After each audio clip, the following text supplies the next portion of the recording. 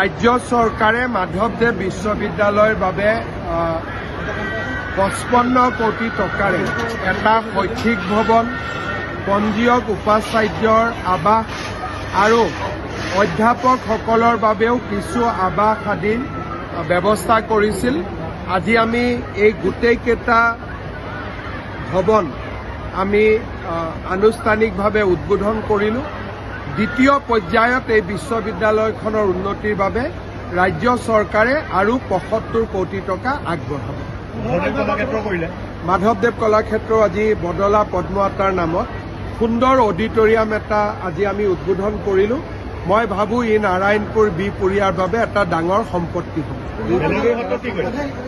ভেলগুৰি সত্ৰ দৰ্শন কৰিম, হৈ যাব, চব লাহে লাহে হৈ যাব।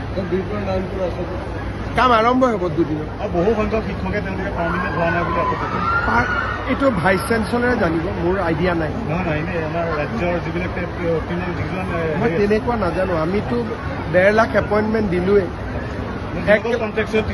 1 লাখ দিম বুলি কৈছিলোঁ, 1.5 লাখ দিলোঁ।